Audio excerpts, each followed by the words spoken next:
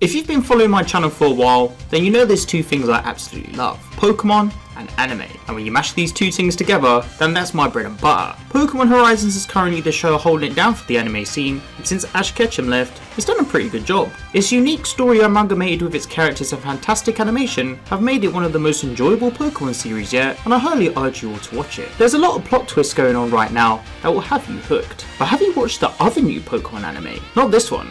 I'm talking about this one instead. Trust me, what I'm about to show you all is freaking incredible.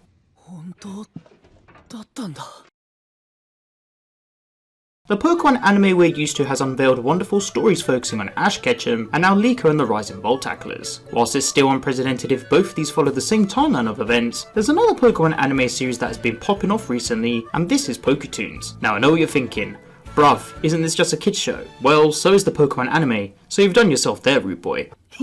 But trust me, let me explain what I want. POKÉTOON is a series of animated shorts that showcases various Pokemon originally posted on the Pokemon Kids TV Japanese YouTube channel. This series has an anthology format and it houses the stories of individual characters developing alongside their Pokemon. You might recall how I made a video talking about the Primate's Observation Diary episode, where we followed the story of a trainer who keeps a diary of his partner Pokemon being a Primate, and along the way, he tracks the Pokemon's anger. The animation in this episode is incredible, and the whole narrative made it become a hit to the anime audience. But this new episode that's been revealed is absolutely jaw-dropping. The story opens up with us seeing two cute Charcadets living their lives in the world of Paldea. One of the Charcadets is female and a shiny. We can clearly see their opposites in terms of their personality. The shiny one is quite reserved, whereas the usual Charcadet tends to be outgoing and a little rascal. But even though he is like this, he's also very kind, and he looks out for his female companion. But this is where the story starts to take an interesting turn. The pair come across a Rotom phone and become instantly intrigued and inspired about the battle in Mesagoza. Hang on a minute, when did Matt from Digimon come into this? So skipping forward a bit, the little man takes on the trainer, he gets motivated to become a great battler alongside him, of course recollecting the events that were shown on the Rotom phone, and then he ends up leaving his female friend behind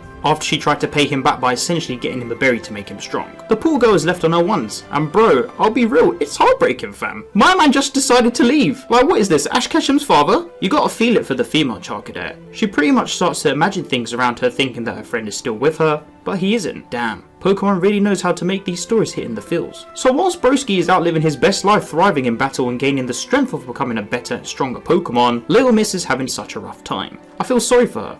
She didn't ask for any of this, but it just goes to show that in life there are some unfortunate circumstances and situations that are bound to happen. But this is where shiz starts to get real. This is where we start to dive into the meal of the episode, and trust me, it's hella tasty. Both of the Charcadets each come across the relevant armors, and bro, I'm telling you, this is where stuff is just so good I can't even contain myself. The male Charcadet of course leaps forward for the auspicious armor and evolves into Armor Rouge, a Pokemon said to be loyal and noble. This is kinda interesting because Charcadet was loyal. Kinda. There's an interesting contradiction to when it comes to this, because he was loyal to his friend, but then he just dipped out and now he's loyal to this other trainer. Whereas for the female Charcadet, this is where she ends up obtaining the malicious armor, and boy, is it hella rewarding. Prior to obtaining the armor, she ends up getting bullied by a Gengar and a gang of Bronzor, and in the process, she then starts to excel in battle. Putting her worries aside and showing incredible confidence, she ends up mimicking the move that her male friend used in the battle against Shroomish. Smashing the glass entirely where the supposed Cerulege glass painting was, this was a fantastic foreshadow of the evolution. Speaking of evolution, just pre this segment for a moment.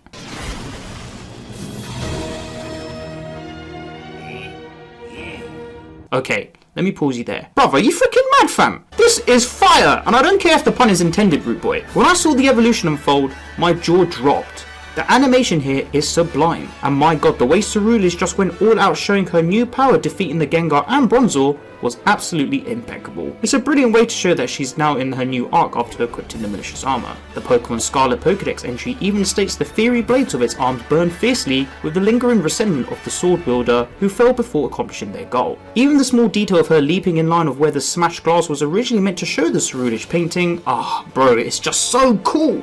I can't get over this animation segment too, like fam, what the actual heck is going on with POKÉTOON? They are so good with this. Cerulege was already a fan favourite after being introduced to the franchise, and seeing Amethio's in Pokemon Horizons definitely gave it the one up. But this small segment alone really does culminate the three elements of animation, concept and outcome.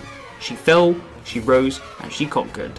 Absolutely sensational broski. Oh, but wait, there's more. Progressing in the story, Armor Rouge slowly starts to remember his friend, and as we see the Paldea tournament shown the next day, this is where things start to come into fruition. We obviously saw this coming from the opening segment of the episode, but how the battle unfolds is a different kettle of fish. The two end up coming face to face again for the first time since their evolutions, and mate, Sis is not holding back. It makes sense, honestly. She got left behind, had to fight for herself, had no one beside her whilst Broski was out here chilling having sandwiches all day. This was the first snack that they ate together to keep on going, like come on fam. The battle in Mesogoza 2 was something else. I honestly can't get over how spectacular the animation was in this episode. Shout out to Lucius for referencing the staff for Danadan and Ursul Yatsuro who worked on this episode. Bro, my pronunciation's terrible, please allow me this one occasion. Oh look, it's Naruto versus Sasuke. Armarouge slowly starts to realise who his opponent is, and it's a battle between the two knights. What sells this battle so well is seeing how far both these Pokemon have come, despite their different paths. It's a great way to portray their development, and with both Pokemon recognising this, it's a great way to show respect to one another. Ceruledge ends up showing her male friend that she was able to fight for herself and show off the incredible confidence she gained. Even though she lost the battle, Armarouge was still able to show that he cared for his friend, and the pair shared a cute moment together, showing a parallel to the beginning of the episode. This is so beautifully written. What makes it even more tear-jerking is how the trainer offers for her to come along with them, but Ceruledge decides to decline this offer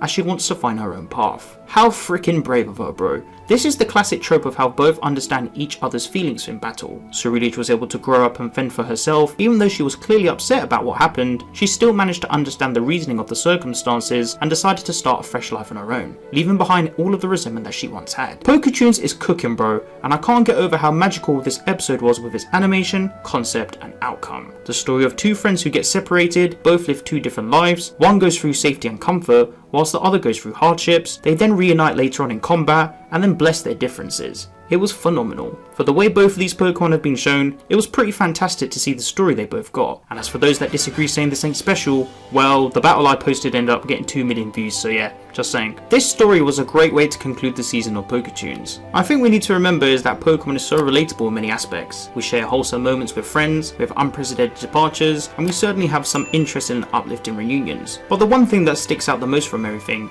is showing forgiveness and care, and that's exactly what both of these Pokemon did. The symbolism of growth and friendship resonates so well in this episode, and I just can't wait to make a video on it. Oh, wait, I've already done it now, haven't I? If you haven't watched this episode yet, or any of the POKÉTOONS episodes, then be sure to please do. Don't miss out on these outstanding forms of Pokemon animation. Why not check it out for yourself to feel the relatability concept, and understand how magical the world of Pokemon truly is.